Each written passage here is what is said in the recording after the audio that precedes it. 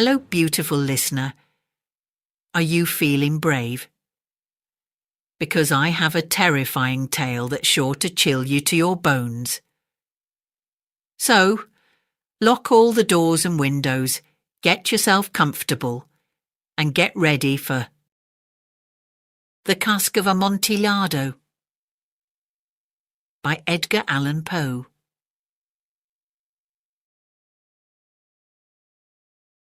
The 1,000 injuries of Fortunato I had borne as I best could, but when he ventured upon insult, I vowed revenge. You who so well know the nature of my soul will not suppose, however, that I gave utterance to a threat. At length I would be avenged. This was a point definitely settled, but the very definitiveness with which it was resolved precluded the idea of risk. I must not only punish, but punish with impunity. A wrong is unredressed when retribution overtakes its redresser. It is equally unredressed when the avenger fails to make himself felt as such to him who has done the wrong. It must be understood that neither by word nor deed had I given Fortunato cause to doubt my goodwill. I continued, as was my wont, to smile in his face, and he did not perceive that my smile now was at the thought of his immolation. He had a weak point, this Fortunato, although in other regards he was a man to be respected and even feared. He prided himself on a connoisseurship in wine. Few Italians have the true virtuoso spirit. For the most part, their enthusiasm is adopted to suit the time and opportunity, to practice imposture upon the British and Austrian millionaires. In painting and gemmery, Fortunato, like his countrymen, was a quack. But in the matter of old wines he was sincere. In this respect I did not differ from him materially. I was skilful in the Italian vintages myself, and bought largely whenever I could. It was about dusk, one evening during the supreme madness of the carnival season, that I encountered my friend. He accosted me with excessive warmth, for he had been drinking much. The man wore motley. He had on a tight-fitting party-striped dress, and his head was surmounted by the conical cap and bells. I was so pleased to see him that I thought I should never have done wringing his hand. I said to him, "My dear Fortunato, you are luckily met. How remarkably well you are looking today, but I have received a pipe of what passes for Amontillado, and I have my doubts." "How," said he, "is Amontillado a pipe impossible, and in the middle of the carnival?" "I have my doubts," I replied, "and I was silly enough to pay the full Amontillado price without consulting you in the matter. You were not to be found, and I was fearful of losing a bargain." "Amontillado." "I have my doubts." "Amontillado." "And I must satisfy them." "Amontillado." "As you are engaged, I'm on my way to Lucchese. If anyone has a critical turn, it is he. He will tell me." Lucchese cannot tell Amontillado from sherry. And yet some fools will have it that his taste is a match for your own. "Come, let us go." "Whither?" "To your vaults." "My friend, no, I will not impose upon your good nature. I perceive you have an engagement. Lucchese." "I have no engagement. Come." "My friend, no. It is not the engagement, but the severe cold with which I perceive you are afflicted. The vaults are insufferably damp. They are encrusted with nitre. Let us go nevertheless. The cold is merely nothing. Amontillado, you have been imposed upon, and as for Lucchesi, he cannot distinguish sherry from Amontillado." Thus speaking, Fortunato possessed himself of my arm, putting on a mask of black silk and drawing a roquelaire closely about my person. I suffered him to hurry me to my palazzo. There were no attendants at home. They had absconded to make merry in honour of the time. I had told them that I should not return until the morning, and had given them explicit orders not to stir from the house. These orders were sufficient, I well knew, to ensure their immediate disappearance, one and all, as soon as my back was turned. I took from their sconces 2 flambeaux, and giving one to Fortunato, bowed him through several suites of rooms to the archway that led into the vaults. I passed down a long and winding staircase, requesting him to be cautious as he followed. We came at length to the foot of the descent, and stood together on the damp ground of the catacombs of the Montresors. The gait of my friend was unsteady, and the bells upon his cap jingled as he strode. "The pipe," said he. "It is farther on," said I, "but observe the white webwork which gleams from these cavern walls." He turned towards me and looked into my eyes with 2 filmy orbs that distilled the rheum of intoxication. "Nita?" he asked at length. "Nita," I replied. "How long have you had that cough?"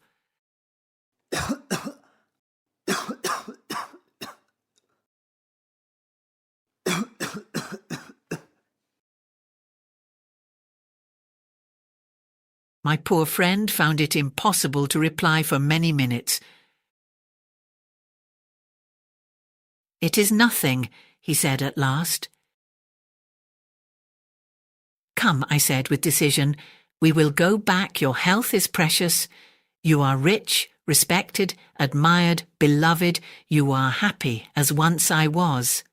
You are a man to be missed. For me it is no matter. We will go back. You will be ill, and I cannot be responsible. Besides, there is Lucchesi." "Enough," he said. "The cough is a mere nothing. It will not kill me. I shall not die of a cough." "True, true," I replied, "and indeed I had no intention of alarming you unnecessarily, but you should use all proper caution. A draught of this Medoc will defend us from the damps." Here I knocked off the neck of a bottle, which I drew from a long row of its fellows that lay upon the mould. "Drink," I said, presenting him the wine. He raised it to his lips with a leer. He paused and nodded to me familiarly, while his bells jingled. "I drink," he said, "to the buried that repose around us." "And I to your long life." He again took my arm and we proceeded. "These vaults he said, "are extensive." "The Montresors," I replied, "were a great and numerous family." "I forget your arms." "A huge human foot door in a field azure. The foot crushes a serpent rampant whose fangs are embedded in the heel." "And the motto?" "Nemo me impune lacessit." "Good," he said. The wine sparkled in his eyes and the bells jingled. My own fancy grew warm with the Medoc. We had passed through walls of piled bones, with casks and puncheons intermingling, into the inmost recesses of catacombs. I paused again, and this time I made bold to seize Fortunato by an arm above the elbow. "The nitre," I said. "See, it increases. It hangs like moss upon the vaults. We are below the river's bed. The drops of moisture trickle among the bones. Come, we will go back ere it is too late. Your cough." "It is nothing," he said. "Let us go on, but first another draught of the Medoc." I broke and reached him a flagon of de Grave. He emptied it at a breath. His eyes flashed with a fierce light. He laughed and threw the bottle upwards with a gesticulation I did not understand. I looked at him in surprise. He repeated the movement, a grotesque one. "You do not comprehend," he said. "Not I," I replied. "Then you are not of the Brotherhood." "How?" "You are not of the Masons." Yes, I said. Yes. "You? Impossible? A Mason?" "A Mason," I replied. "A sign," he said. "A sign." "It is this," I answered, producing a trowel from beneath the folds of my roquelaire. "You jest," he exclaimed, recoiling a few paces. "But let us proceed to the Amontillado." "Be it so," I said, replacing the tool beneath the cloak and again offering him my arm. He leaned upon it heavily. We continued our route in search of the Amontillado. We passed through a range of low arches, descended, passed on, and descending again arrived at a deep crypt in which the foulness of the air caused our flambeaux rather to glow than flame. At the most remote end of the crypt there appeared another less spacious. Its walls had been lined with human remains, piled to the vault overhead, in the fashion of the great catacombs of Paris. 3 sides of this interior crypt were still ornamented in this manner. From the 4th side the bones had been thrown down and lay promiscuously upon the earth, forming at one point a mound of some size. Within the wall thus exposed by the displacing of the bones, we perceived a still interior recess in depth about 4 feet, in width 3, in height 6 or 7.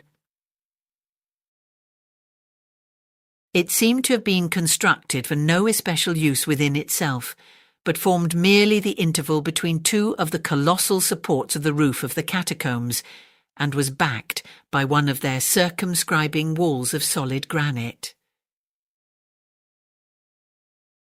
It was in vain that Fortunato, uplifting his dull torch, endeavoured to pry into the depth of the recess. Its termination, the feeble light, did not enable us to see. "Proceed," I said. "Herein is the Amontillado. As for Luchesi—" "He is an ignoramus," interrupted my friend, as he stepped unsteadily forward, while I followed immediately at his heels. In an instant he had reached the extremity of the niche, and, finding his progress arrested by the rock, stood stupidly bewildered. A moment more and I had fettered him to the granite. In its surface were 2 iron staples, distant from each other about 2 feet, horizontally.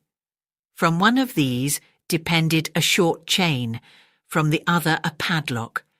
Throwing the links about his waist, it was but the work of a few seconds to secure it. He was too much astounded to resist. Withdrawing the key, I stepped back from the recess. "Pass your hand," I said, "over the wall. You cannot help feeling the nitre. Indeed, it is very damp. Once more let me implore you to return. No? Then I must positively leave you, but I must first render you all the little attentions in my power." "The Amontillado!" ejaculated my friend, not yet recovered from his astonishment. "True," I replied. "The Amontillado As I said these words, I busied myself among the pile of bones of which I have before spoken. Throwing them aside, I soon uncovered a quantity of building stone and mortar. With these materials, and with the aid of my trowel, I began vigorously to wall up the entrance of the niche. I had scarcely laid the first tier of the masonry when I discovered that the intoxication of Fortunato had in a great measure worn off. The earliest indication I had of this was a low, moaning cry from the depth of the recess. It was not the cry of a drunken man. There was then a long and obstinate silence. I laid the second tier, and the third, and the fourth, and then I heard the furious vibrations of the chain. The noise lasted for several minutes, during which, that I might hearken to it with the more satisfaction, I ceased my labours and sat down upon the bones. When at last the clanking subsided, I resumed the trowel and finished without interruption the fifth, the sixth, and the seventh tier. The wall was now nearly upon a level with my breast. I again paused, and holding the flambeau over the mason work, threw a few feeble rays upon the figure within. A succession of loud and shrill screams, bursting suddenly from the throat of the chained form, seemed to thrust me violently back. For a brief moment I hesitated. I trembled. Unsheathing my rapier, I began to grope with it about the recess. But the thought of an instant reassured me. I placed my hand upon the solid fabric of the catacombs and felt satisfied. I reapproached the wall. I replied to the yells of him who clamoured. I re-echoed, I aided, I surpassed them in volume and in strength. I did this, and the clamourer grew still. It was now midnight, and my task was drawing to a close. I had completed the 8th, the 9th, and the 10th tier. I had finished a portion of the last and the 11th. There remained but a single stone to be fitted and plastered in a... I struggled with its weight. I placed it partially in its destined position. But now there came from out the niche a low laugh that erected the hairs upon my head. It was succeeded by a sad voice, which I had difficulty in recognising as that of the noble Fortunato. The voice said, "Ha ha ha, he he he, a very good joke indeed, an excellent jest. We shall have many a rich laugh about it at the palazzo, he he he, over our wine, he he he." "The Amontillado," I said. "He he he he he he, yes, the Amontillado, but is it not getting late? Will not they be awaiting us at the palazzo, the Lady Fortunato and the rest? Let us be gone." "Yes," I said, "let us be gone. For the love of God, Montresor." "Yes," I said, "for the love of God." But to these words I hearkened in vain for a reply. I grew impatient. I called aloud, "Fortunato." No answer. I called again, "Fortunato." No answer still. I thrust a torch through the remaining aperture and let it fall within. There came forth in reply only a jingling of the bells. My heart grew sick on account of the dampness of the catacombs. I hastened to make an end of my labour. I forced the last stone into its position. I plastered it up. Against the new masonry, I re-erected the old rampart of bones. For the half of a century, no mortal has disturbed them. In pace requiescat.